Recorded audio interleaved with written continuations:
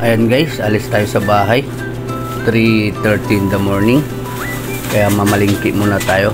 Punta muna tayo ng bikutan. Maghanap muna tayo kung anong mabibili natin.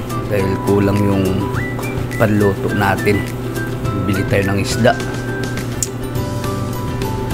Ayan. Papunta pa lang tayo sa ating motor.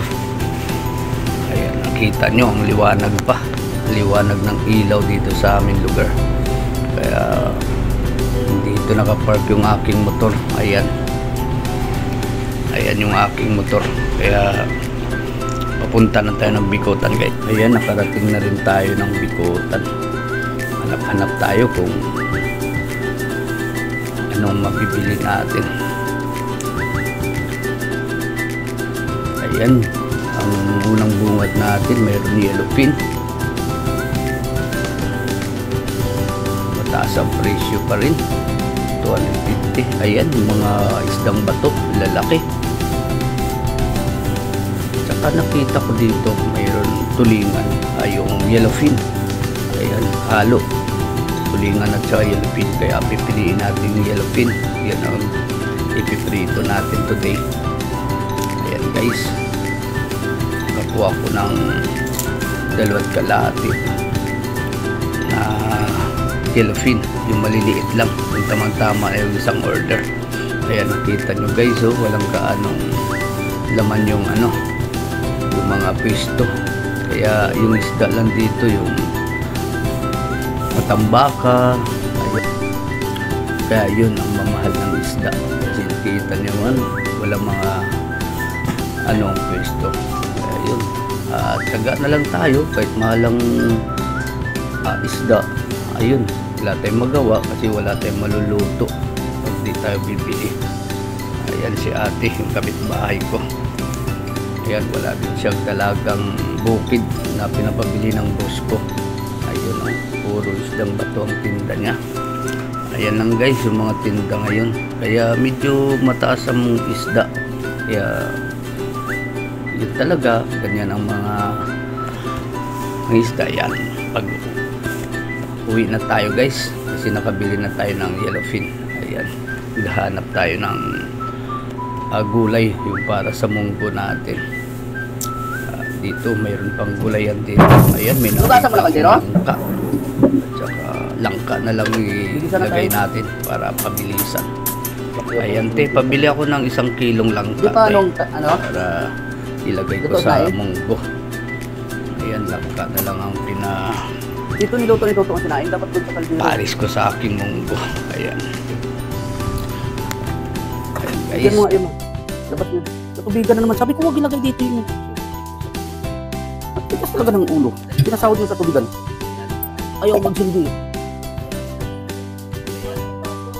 Aba ng paso, ikaw naman ang yan ang tao na hindi ka magluto. Kaya nakikialam ng luto. Pasok ka talaga. Kaya kasi minsan ka lang nagluluto wala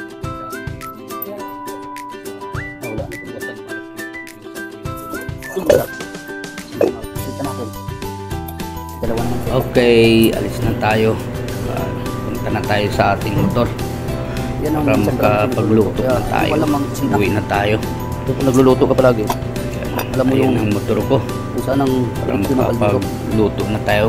Pirituin pa natin yung ating isda.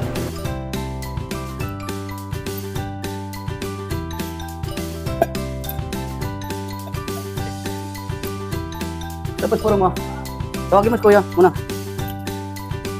Wala rin tugas na.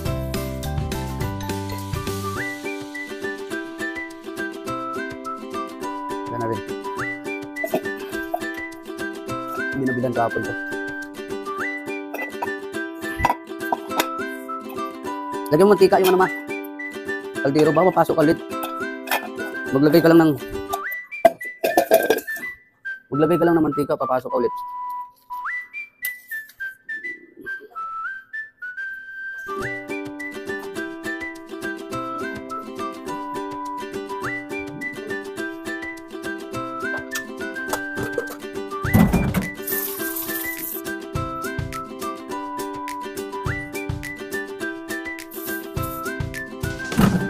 Mapit ka lang sa kaldero eh. Pakukulungin. Kukulo lang yan ang...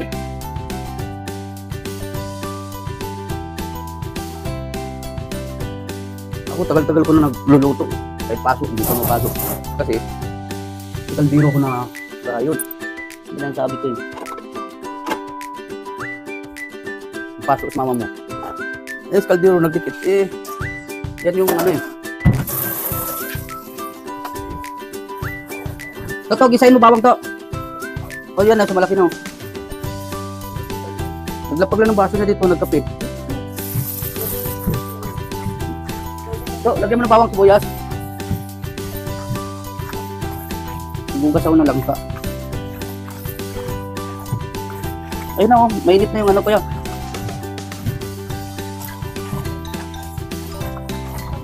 Walang ganong isda.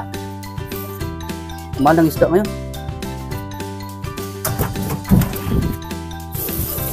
May na siguro ang huli. To, mainit ng kaldero to.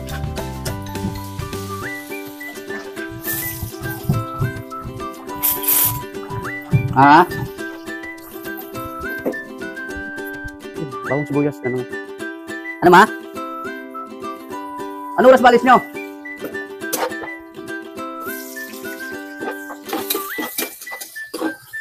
Alas 9?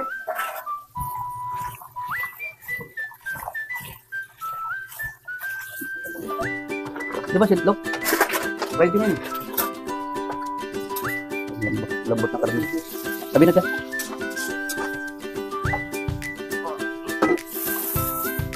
Ayaw.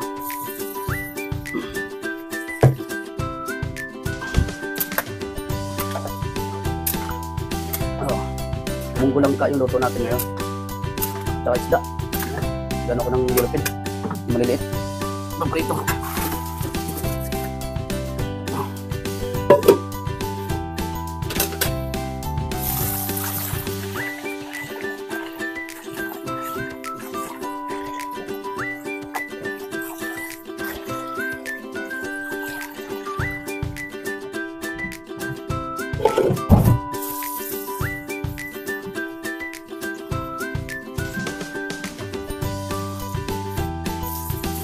Luto na kaya snain yan. Walang prito tayo. Kakainin ko lang yan.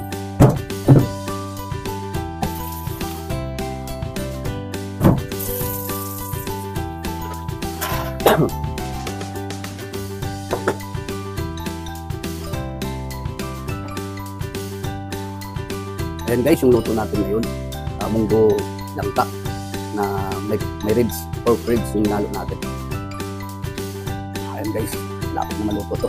Ayan, meron din tanglad. Ayan, mabango. Mabango at masarap pag may tanglad guys. Ayan.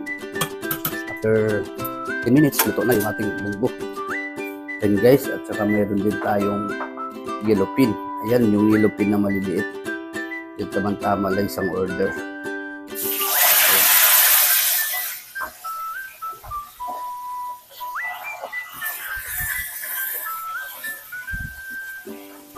Yan, yellow pin.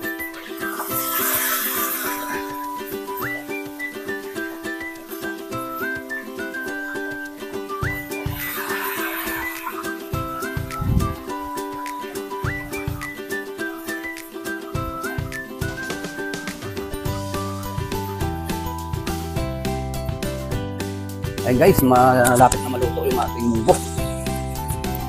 So, pakiayos na lang isa, pagbalot na tayo ng munggo. Kasi ko na pala. Buti na lang, luto na yung ano natin. Luto na yung munggo natin. Sakto lang. Tapos pinirito na lang. Okay, pinsin. Sige na.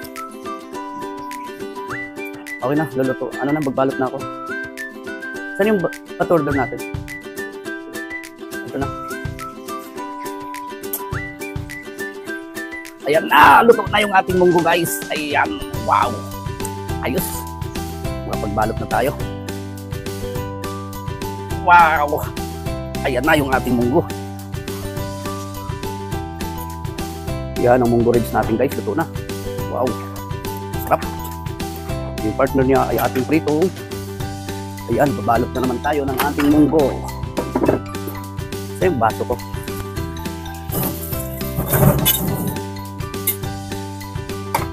Ito pa yung plastic.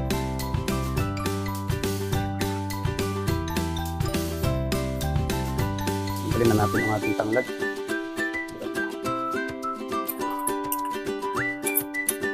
Mabango pag may tanglad talaga. O wala na tayong malalaki na, no? Plastic. O parang may tinabi ako dito ito. Malalaki. Dami pa. Kalimutan ko bumili sa bikutan. Ayan. Thank you Lord. Nakapagluto na naman tayo ulit. Dahil bukas, Saturday, papahinga naman. Ayan yung ribs natin. Wow. Sarap.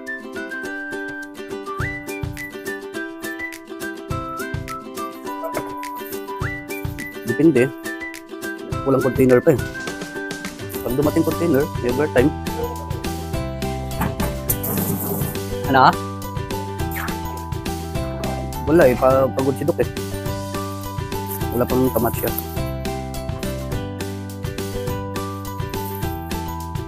Pag sa probinsya, yung ganito to, di ba batuan ang nilalagay? Masarap pag may batuan. Wala naman batuan sa Manila. May batuan naman sa Manila? Dito. Ah? Hindi, minsan may batuan dyan sa ano, bikutan din. Si ano, yung sigulay dyan sa taas natin, may batuan minsan yan. Ano ng batuan yan. Kasi pag langka, masarap talaga ang ano yun. Lagyan mo batuan. Yan talaga ang ano natin. Lalo kung langka ka, Jess.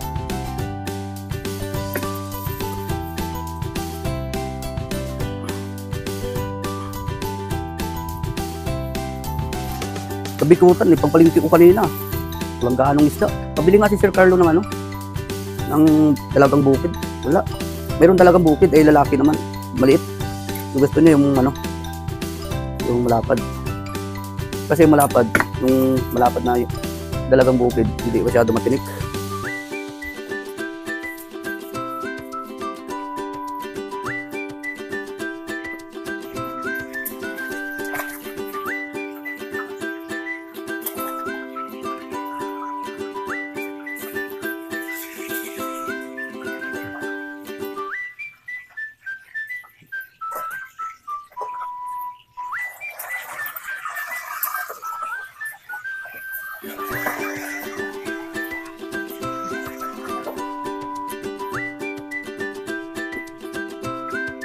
Lapit na maluto yung prito. Mabilis lang prito lutuin. Tama lalasa to?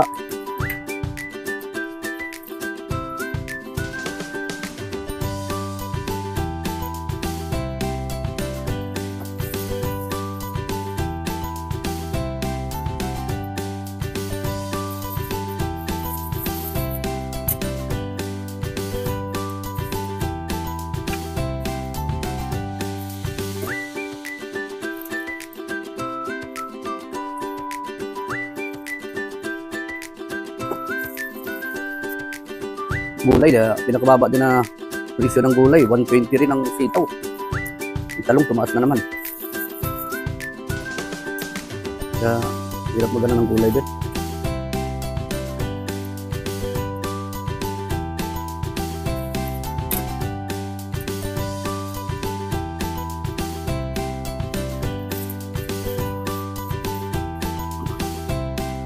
Dahil Friday na naman, munggo ulit tayo.